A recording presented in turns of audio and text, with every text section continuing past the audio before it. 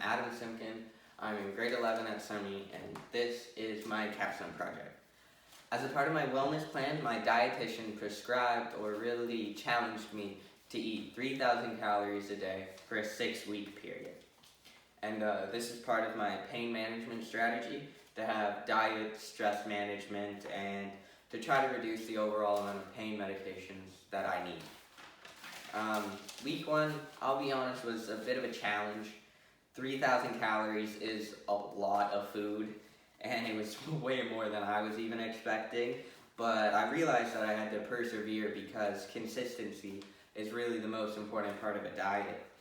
I found smoothies were a really great option. They're easy to get, high calories, high protein, and you can really add whatever you want to them and they're drinkable. One of the better parts of them is that you could drink them throughout the course of the day, just sip on it as a little snack. But right as I thought things were going up, I had to throw in a little bit of a complication because I got Invisalign. So it became necessary to make my meals, and I had to create a schedule for them now.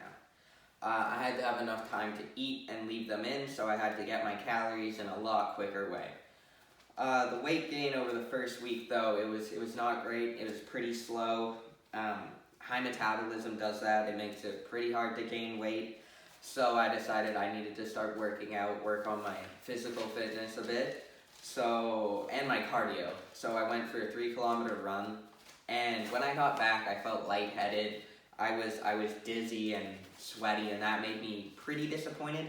So I decided to change things up there a bit. I started running every day and doing a little boxing workout with my brother.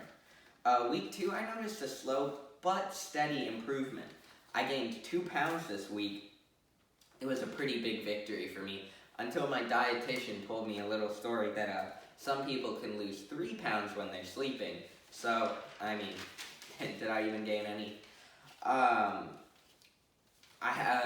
Although in week 2 I did have a pain flare-up, so I had to meet with my doctor and dietitian, and they said that I just had to monitor it at home. It was nothing severe, and they said I needed to add a little more water into my diet. Week 3 is when I really started to notice food fatigue.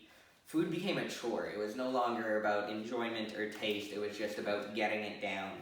And that meant that regular meals that I would have enjoyed beforehand, I really had to load. I had to add protein powder or had to make sure they were high calorie. That meant that things like just eating a simple bagel, I had to add peanut butter, jam, bananas, or I had to add cream cheese with jam and probiotics. And sometimes, you just don't want to. I would eat a banana and I'd have to have peanut butter with it too, and all the time it can get pretty annoying. So to make it more fun for the whole family, we decided to switch it up and try to find some more interesting and new meals on the internet. Here are a couple big ones that I found out. Personally, I really like from TikTok is where I found this one. It's a feta cheese bake. It's a really nice pasta that you can add almost anything to. It'll taste good. It's good for protein. Pasta is obviously good. And it doesn't say it has chicken, but chicken is a pretty big thing you can just throw in. Another one was the masala dosa. Before COVID hit, me and my family, we used to love to go to this restaurant in North Vancouver, I think it was, and we'd enjoy these masala dosas. It was this little place, but after COVID hit, I'm not even sure if they're still open, so we had to learn how to make them ourselves, and this recipe is, I really like this recipe. It's nice to switch things up too, not too plain. Pad Thai is another great meal. This one, it has peanut butter though, but it has peanut butter in a good way. It's another nice noodle dish. I really like this one. We have a restaurant that we used to order to also, but overall I really like the Pad Thai. And we found that you had to add quite a bit of diversity because eating the same thing over and over again every day, you'll get even worse food fatigue. So we added a nice jambalaya.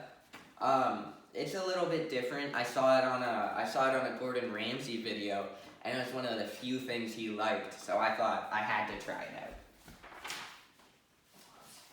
out. It made cooking and eating a whole lot more interesting. It got my whole family involved. However, though, some of the recipes weren't so successful. We saw on a bodybuilder page that he made a smoothie that had cottage cheese and peanut butter, and surprisingly, it was not very good. But bodybuilders do take weight gaining a lot more seriously than I do, and I still want to be able to enjoy my food to some level, not just having to consume it.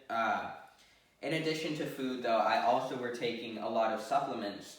For example, these peppermint pills. Overall, they make my stomach feel great. The only downside is that you will burp peppermint sometimes.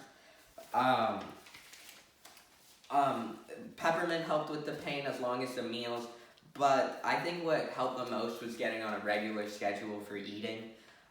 It helped, it made the stomach pain go down so much. I'm starting to see some of the benefits. I don't know if you can tell, but I feel like I have more energy. I feel my mind-body connection is even better. I've been working with a professional who kind of helps me stay accountable for my actions and my recovery.